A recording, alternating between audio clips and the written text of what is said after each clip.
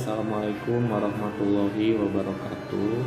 Pada kesempatan kali ini saya ingin menyampaikan sesuatu mengenai bagaimana cara kerja agen properti. Jadi seperti Anda ketahui, pada profesi agen properti itu tugasnya adalah memberikan jasa pemasaran kepada aset properti Anda untuk dicarikan penjualnya atau penyewanya, baik itu rumah, ruko, tanah, apartemen, villa, gudang, dan lain-lain, apapun yang bentuknya properti. Nah, karena agen properti itu adalah kita perusahaan jasa, jadi kami dan bagaimana juga cara kami memasarkan. Jadi kalau Anda melihat ada spanduk dijual di pinggir jalan gitu di sebuah rumah, atau ada iklan di internet gitu, bagaimana, apa yang membedakan antara agen properti dengan bukan agen properti yang profesional? Perbedaannya tentunya adalah akurasi data yang akurat, data yang informatif untuk Anda bisa jadikan pegangan. Itu tidak Anda dapatkan mungkin tidak Anda dapatkan di broker-broker yang independen gitu, karena mereka mungkin banyak juga yang mempraktekkan bahwa kalau pemasaran itu cukup informasi lisan saja. Nah, buat kami agen properti yang profesional tentunya adalah memerlukan untuk memastikan informasi rumahnya, asetnya itu dijual dengan akurat, baik secara harga, keterangan-keterangan yang lainnya, itu perlu izin tertulis dari pemiliknya, bukan dari pihak-pihak lain, gitu, dari pemiliknya. Nah, kenapa harus ada izin tertulis? Yaitu karena kami perlu data informasi yang akurat, sehingga ketika kami memasarkan, ketika kami menawarkan aset properti Anda, kami sudah pastikan bahwa aset tersebut adalah valid, begitu ya. Nah, tentu kalau Anda sudah familiar, sudah terbiasa dengan cara kerja agen properti, Anda tentu mengenal dengan surat perjanjian pemasaran, gitu ya, izin untuk memasarkan. Nah, kami tetap perlu perlu izin tertulis dari pemilik. Untuk tadi, pertama adalah untuk memastikan bahwa informasinya akurat dan kami mendapatkan informasi dari yang bersangkutan, bukan dari pihak-pihak yang lain, begitu. Nah, izin pemasaran itu dikenal ada dua istilah, ada dua. Pertama adalah izin memasarkan open atau terbuka atau multi agen, gitu ya, atau izin pemasaran perjanjian pemasaran secara eksklusif. Kalau open, apa bedanya open dengan eksklusif? Kalau open itu adalah kita hanya mendapatkan izin memasarkan dari pemilik, tidak terikat secara target, tidak terikat secara pekerjaan, tapi tetap kita akan melakukan izin memasarkan secara tertulis walaupun open, untuk tetap memastikan bahwa informasinya valid. Dan yang kedua adalah perjanjian agen pemasaran yang eksklusif, minimal 3 bulan. Eksklusif itu adalah Anda sebagai vendor, sebagai pemilik aset, mempercayakan sepenuhnya kegiatan pemasaran kepada salah satu agen properti yang Anda pilih. Tujuannya apa? Supaya Anda lebih dimudahkan untuk dalam untuk memantau, gitu ya. Nah, kemudian, contohnya Nah ini ya, ini contohnya kalau di kantor kami izin pemasaran eksklusif itu ini,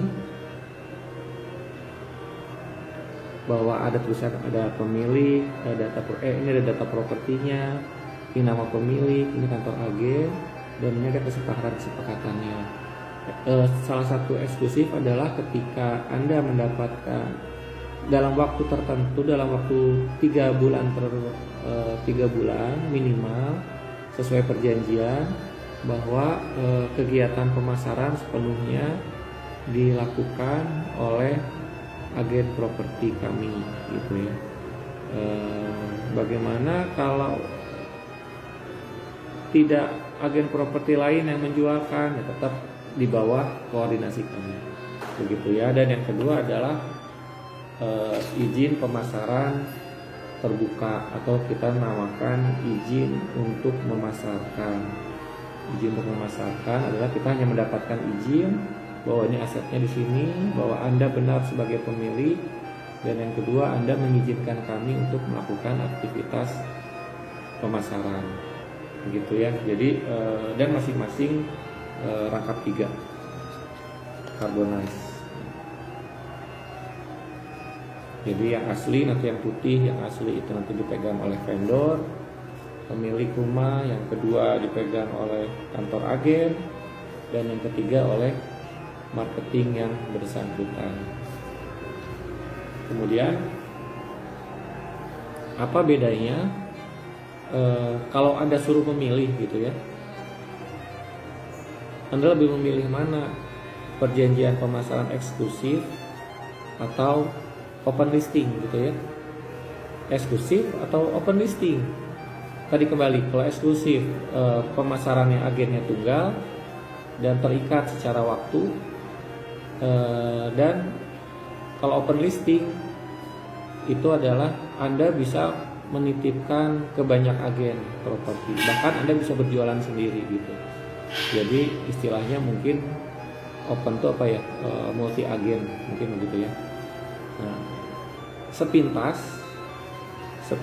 mungkin tampak izin memasarkan open listing itu yang terbuka, sepintas itu akan menjadi efektif karena mungkin yang terbayangkan adalah bahwa Anda membuka kesempatan lebar ke banyak pintu gitu ya, ke banyak agen A, dia titipkan ke agen A, titipkan ke agen B, titipkan ke agen C, titipkan ke agen D, dan yang lain ada juga titipkan ke agen perorangan, titipkan ke saudaranya, titipkan ke temannya dan lainnya. Jadi yang memasarkan banyak. Seolah-olah izin memasarkan secara open akan menjadi lebih efektif dibandingkan eksklusif yang hanya satu pintu. Kalau boleh kami sampaikan bahwa ada kelebihan dan kekurangannya. Tapi kalau kami sarankan, apabila Anda ingin terukur aktivitasnya, pemasarannya, target terjualnya, kami menyarankan agar Anda memilih perjanjian secara eksklusif dengan salah satu kantor agen. Kenapa? Anda jangan salah, walaupun kita pemasaran dengan satu agen eksklusif tadi, bukan berarti yang memasarkan cuma agen ini saja gitu. Tetapi juga agen itu, kalau kami ya, ketika Anda menitipkan listing properti kepada kita, kepada Adrian Adam Property Network, maka kami juga, bukan hanya kami saja yang memasarkan, saya saja sebagai marketingnya, tetapi juga semua marketing kami yang ada di sini juga memasarkan, dan juga kami menginformasikan kepada agen-agen properti lain di luar kami, di luar kantor agen properti kami yang juga berlisensi untuk juga memasarkan. Jadi informasinya jadi sama, tersebar luas. Nah, bedanya apa? Kalau eksklusif, agen properti eksklusif yang menjadi koordinator marketing gitu mungkin ya, jadi koordinator marketing. Jadi kami mengkoordinasi mengkoordinasikan marketing lain dan agen properti lain untuk memasarkan bersama-sama dengan kami sebagai lead agentnya gitu ya. Nah, berbeda kalau izin memasarkan secara open. Kalau open, Anda sebagai vendor yang menjadi koordinator marketing. Jadi ketika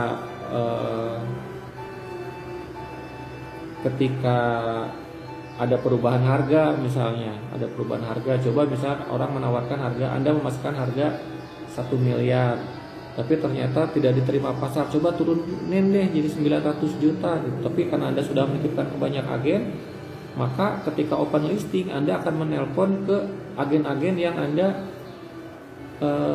pernah titipkan gitu ya. Mungkin ada 5 atau 7 agen. Pak, saya mau revisi harga, Pak saya mau revisi harga, Pak saya mau revisi harga gitu.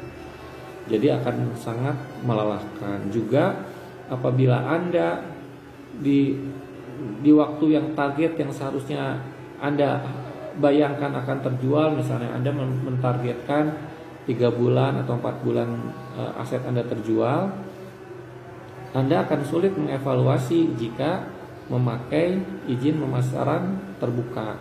Kenapa sulit mengevaluasi? Karena untuk agen properti yang perjanjiannya terbuka atau open listing, itu secara komitmen mereka tidak kuat gitu. Secara mereka jadi kayak nothing tulus gitu ya.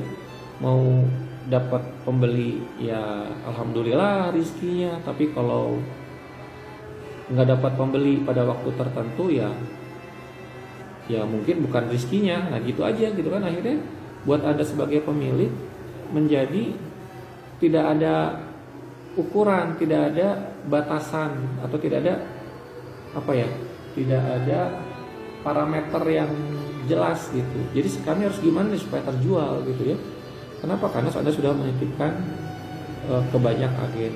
Ditambah lagi apabila karena Anda menitipkan ke banyak agen, ke banyak marketing, maka akan susah jika mengontrolnya gitu ya, baik itu mengontrol harga maupun mengontrol aktivitas kerja gitu. Jadi apabila Anda ingin menitipkan properti dan ingin terukur secara waktu, secara harga, Anda dapat saya menyarankan untuk Anda memilih perjanjian secara eksklusif dengan agen properti. Anda bisa berdiskusi. Jadi kalau eksklusif itu, kami sebagai agen properti pertama akan membuat rencana kerja secara tertulis kepada Anda sebagai vendor. Bagaimana rencana kerja kami selama 3 bulan untuk target supaya aset Anda terjual. Apabila ada kendala juga itu akan disampaikan, misalnya harga terlalu tinggi misalnya, atau ada kondisi-kondisi tertentu secara aset misalnya yang juga harus disiapkan, atau juga yang lain-lain juga ya, dan sebagainya. Dan di tengah jalan apabila Anda butuh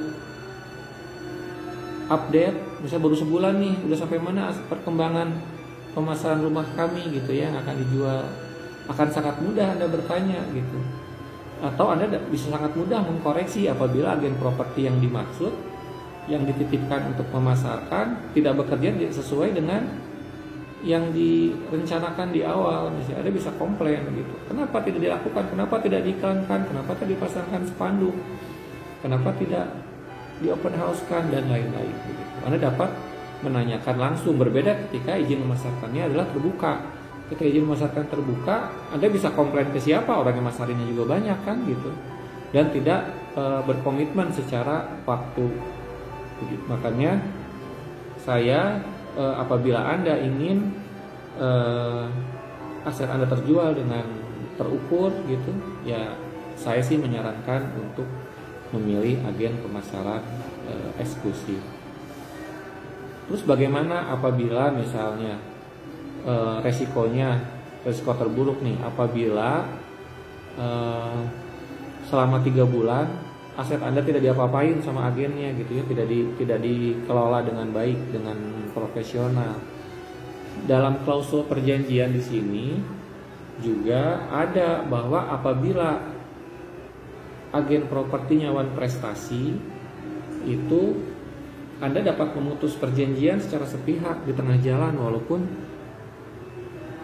durasi waktu pemasarannya belum selesai begitu. Jadi mungkin itu mungkin yang bisa disampaikan pada kesempatan kali ini. Selamat bertransaksi properti bersama kami. Apabila Anda ada aset yang mau dijual, mau disewa, atau kalau Anda mau mencari aset properti di Kota Bandung khususnya, bisa dapat hubungi kami atau di website kami. Mungkin itu yang dapat saya sampaikan. Assalamualaikum warahmatullahi wabarakatuh.